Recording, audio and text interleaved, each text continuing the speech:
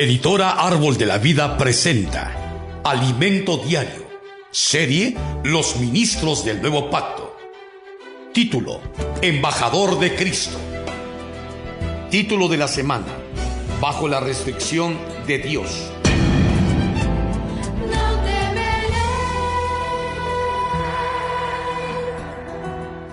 Martes: llevar cautivo todo pensamiento a la obediencia a Cristo. Leer con oración. Pero temo que como la serpiente con su astucia engañó a Eva, vuestros sentidos sean de alguna manera extraviados de la sincera fidelidad a Cristo.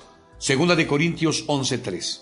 En 2 Corintios, Pablo continúa su defensa al decir: ruego, pues, que cuando esté presente no tenga que usar de aquella osadía con que estoy dispuesto a proceder resueltamente contra algunos que nos tienen como si anduviésemos según la carne. 10:2. Al final de ese versículo, al tratar el asunto de manera cuidadosa, Pablo nos expone a las personas involucradas. Gracias a la luz de la palabra de Dios, sabemos que él hablaba sobre los hermanos judaizantes de Jerusalén que pervertían el evangelio de Cristo. Gálatas 1:7. Cuando estaba presente con ellos, Pablo era humilde, débil y tímido, pero cuando estaba ausente, al escribir sus epístolas, era fuerte y osado. 2 Corintios 10:1. Como ministros del nuevo pacto, debemos tener la misma actitud de humildad y mansedumbre para con los hermanos. A fin de ganar a todos, necesitamos tener la sabiduría de Pablo al tratar con los hermanos, para no ser demasiado fuerte a tal punto de derribarlos y desanimarlos. En 2 Corintios, Pablo prosigue: pues aunque andamos en la carne, no militamos según la carne. 10:3. En esa porción, él explica que, mientras vivía en el mundo, estaba sujeto a las restricciones de su carne física, pero no militaba según la carne. Aquí la carne significa que Pablo aún estaba sujeto a enfermedades, ataques emocionales y todo tipo de vulnerabilidades. Estamos en el mundo y cargamos con este tabernáculo terrestre, pero no luchamos según la carne. Como ministros del nuevo pacto, nuestras armas son espirituales. Somos ministros del nuevo pacto, embajadores de Cristo y colaboradores de Dios. 1 Corintios 3:9, 2 Corintios 5:20. Nuestras armas no son carnales, sino espirituales y poderosas en Dios para destruir fortalezas. 10:4. Esas fortalezas están en nuestra mente, la cual es un campo de batalla. Para destruir toda artimaña del enemigo de Dios, necesitamos llevar nuestros pensamientos cautivos a la obediencia a Cristo, para derribar argumentos y toda altivez que se levanta contra el conocimiento de Dios. 2 Corintios 10 del 4 al 5. Las dos armas más poderosas son la palabra de Dios y el espíritu de poder.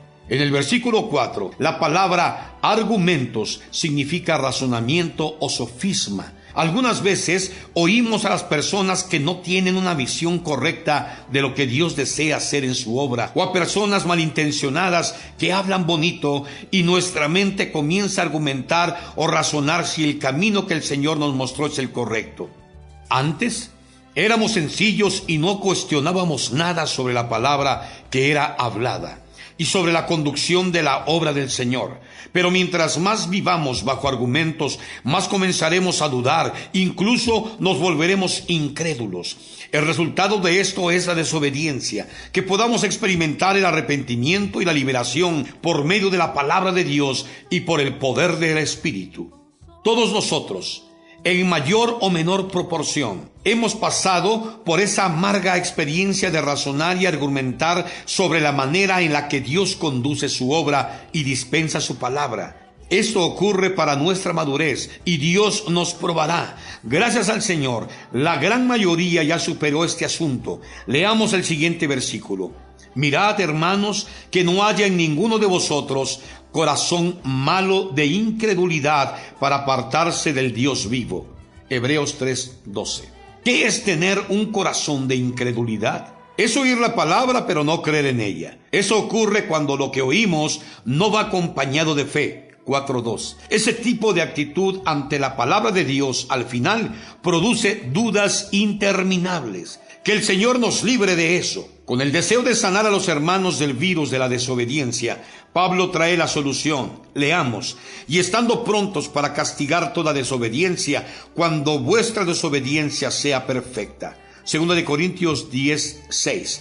¿Qué significa este versículo? La desobediencia solo puede ser sanada en la iglesia si la obediencia es perfecta, completa. Podemos decir que para que un apóstol traiga sanidad a determinada iglesia se necesita obediencia. Pablo continúa en los siguientes versículos: miráis las cosas según la apariencia. Si alguno está persuadido en sí mismo que es de Cristo, esto también piense por sí mismo, que como Él es Cristo, así también nosotros somos de Cristo.